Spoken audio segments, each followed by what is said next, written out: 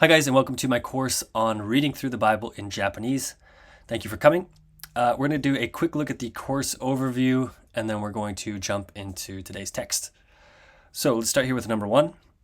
In this course, we'll be going through the Kogoyaku Seisho verse by verse. The Kogoyaku Seisho is the colloquial translation of the Bible in Japanese. It's a little bit old now. I think it's like from the 1950s or something like that. But it's my personal favorite, and I think you'll like it too. We're going to go through verse by verse until we get to a point where you already know most of what we're seeing, and then we'll kind of pick up the pace from there. The second thing to mention about the course is that there will be no stone left unturned regarding the text itself.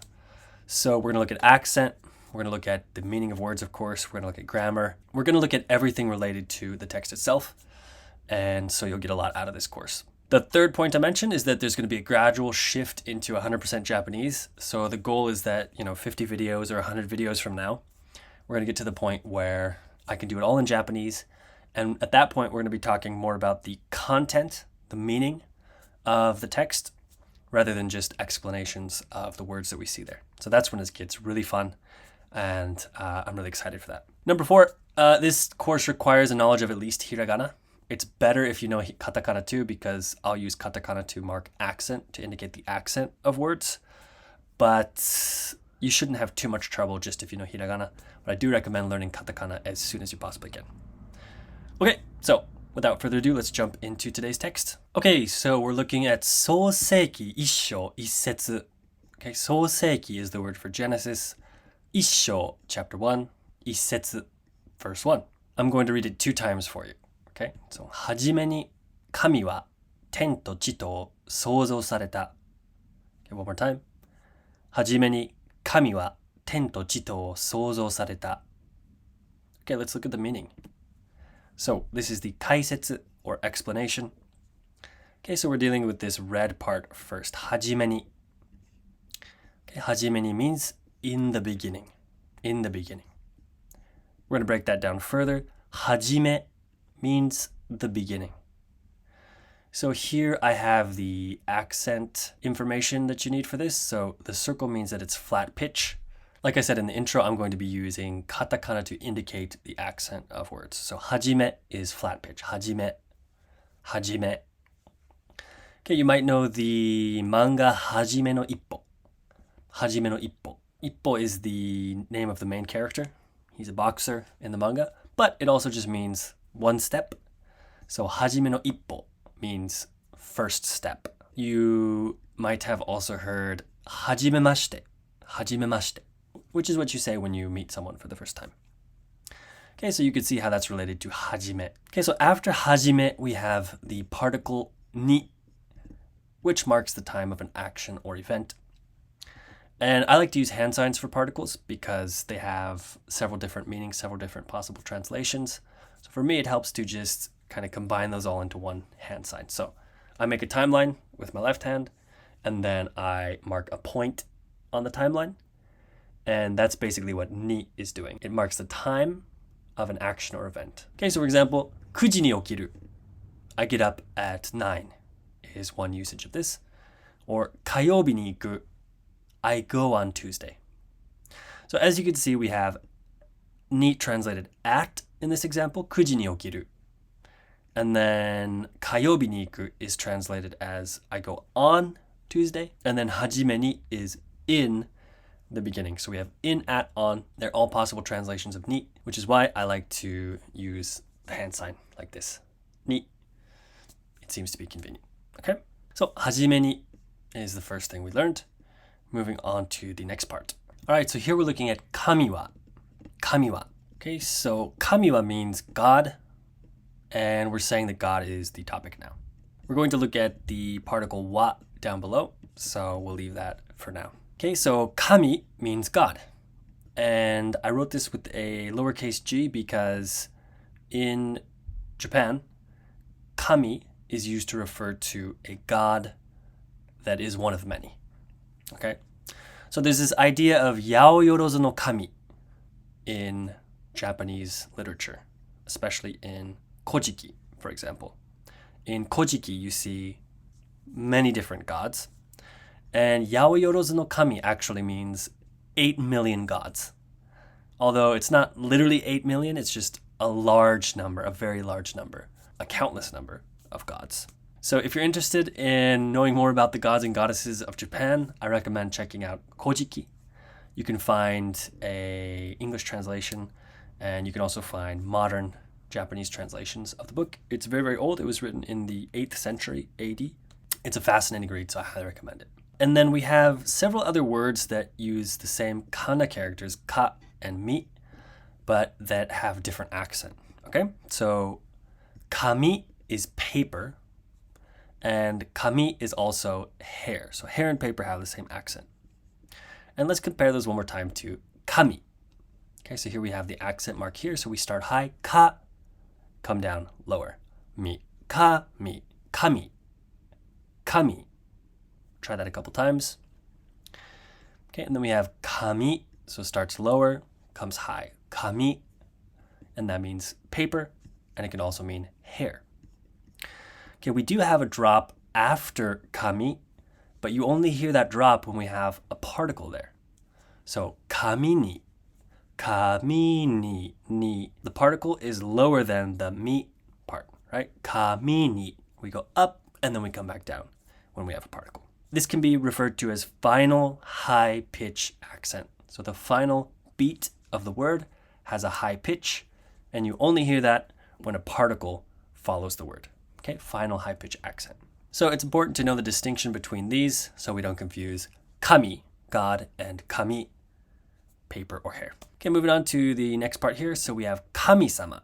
So this is what most people would use to actually refer to a god in a prayer, or if they just want to talk about the action of a god or the god, you would say kami-sama, kami-sama. So if you go to church, you're going to hear kami-sama, probably more than you hear kami. Okay, and then we have the particle wa. Okay, so it looks like a ha, but as you can see, it's pronounced wa. Okay, this marks the topic of discourse. So it's not the subject. It could be the subject too, but it's actually the topic. And we'll see in another lesson that you can have a topic and a subject, and they can be two different things. It sounds a little confusing, but you'll make sense of it soon enough. Okay, so I like to use the hand sign wa for this one, because basically what we're doing with this is we're presenting the topic to the listener. Okay, this is what I'm talking about. So here we're saying kami wa, I'm talking to you about God. Okay, so kami wa, God, and he's the topic now. I'm going to tell you something about God. Okay, moving on to the next section here. We're going to look at ten to chito. Ten to chito. Okay, so ten to chito is translated here, the heavens and earth. We'll break it down further. Ten. This means heaven or the heavens. You see the accent here goes high to low. Ten. In this context, it's really used to refer to what's up above, like the sky. So the heavens, I guess you could say. If you want to refer to the place that people go after they die in some religious traditions, you might say tengoku. That's like heaven, as in the place you go after you die. Goku means country, so the country of heaven. Tengoku. For those of you who are interested, jigoku is the word for hell. So you have tengoku and jigoku. Then we have to, which is a particle, and it just means and for now. It does have other meanings, but in this case, just means and. This is followed by chi, which means earth, soil, land. It's the stuff beneath our feet. If you want to refer to the earth, you say chikyu. Q means sphere, so earth sphere is our earth. Chikyu. Okay, so the accent on this chi is the same as what we saw above with kami, paper and hair. You hear the drop only when you have a particle after it. So you would say chiwa, or chiga. In this case, it's followed by to. And when it's followed by to, actually you drop the vowel sound of the chi. Okay, so it's chito. You're making a chi position with your mouth, and you're just blowing out air ch, without making a vowel sound. Chito. Okay, so when we put this together, it's ten to chito. Okay, and one thing to note about the usage of to here is that in speech and in most modern writing, you wouldn't use to twice like this. You would just use it one time between two nouns. So, ten to chi is a more modern way of saying this. But in this literary context, and like I said, it's a little bit old, we have the double to here. So it's good to be aware of it, but in speech you wouldn't use it this way. Okay, and finally we have the particle o, which marks the grammatical object. For this one, I like to do o, kind of a grabbing motion, o, to show that we're acting on something. This particle indicates that a subject is going to act on a verb in some way. So it marks the thing that's acted on by the subject. Okay, that's also referred to as the object in English grammar and also in Japanese grammar. Okay, so we have ten to chito, the heavens and earth, and they're an object of an action. What is that action? We're going to find out in the next slide. All right, so it's important to mention here that the order of a sentence is different in Japanese than it is in English. Okay, so we finish the sentence with the verb in Japanese. So in English, we might say, I eat pizza. In Japanese, you would say, I pizza eat. And this is why particles are really important. They mark the grammatical function of the words that they proceed. Okay, so we're gonna look at verbs here. We're gonna look at this part, souzou sareta. It's the final part of the first verse, and then we'll be done. Congratulations. But it is the longest, most in-depth part that we're gonna look at here because we really wanna understand what's going on with this verb. So, the original verb is souzou suru, and we have the accent here, souzou, flat pitch accent. And when we put it in this form, souzou sareta, it means created gracefully. And I'm going to explain why I have gracefully here, because that's not actually part of the literal meaning. So we start with souzou suru, which is the dictionary form of the verb. And then when we put that in its honorific form, it becomes souzou sareru. So an honorific form of the verb shows honor to the subject. It shows honor to the person doing that action. So in this case, we're talking about what God did.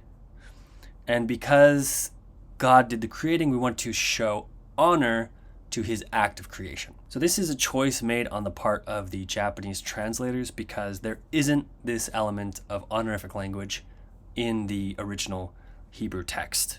Okay, it's unique to Japanese. There are other languages, of course, with honorific language, but in this case, it's not present in the original Hebrew. Okay? So you will see this a lot in the Bible. The translator chooses to show honor to Jesus or God or certain characters. And you will see that quite often. Okay, and then we have this in the past tense. Souzou sareta, God created gracefully. So gracefully is just a way of showing that we're in the honorific form in the English translation. But I actually wouldn't include this in the final translation. Okay, now let's look at how this all fits together. Souzou sareta is the short form of the past tense. The long form is souzou saremashita, which is maybe something you're more familiar with. We're not going to talk about long forms in this lesson. So all we need to know is that there are long forms and short forms, and we're dealing with the short form in this case. Okay, so let's look at verbs. There are two types of verbs in Japanese, two main types of verbs. There are Ichidan verbs and Godan verbs. And then there's a very small group of irregular verbs. It could be considered the third type, of course, but we're dealing with two main categories of verbs. We're going to look at Ichidan verbs first.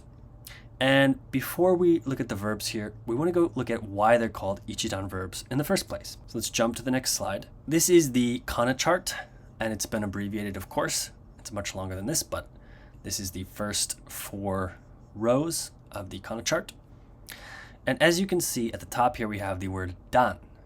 Okay, so dan just refers to a column of the kana chart.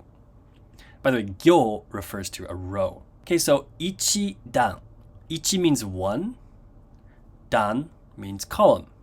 Ichidan, one column. So one column verbs. Okay, the other type is godan. Go means 5. Dan, godan, 5 column verbs. Okay, so why are they called Ichidan and Godan? Let's look at that. So here's an example of an Ichidan verb. So the dictionary form is over here. It's hoeru, which means to bark or roar. And as you can see, even when we change the ending, the ru changes to mas or nai, the stem part, the part before the ending, remains the same. And this would be true of every conjugation of hoeru, regardless of which one it is.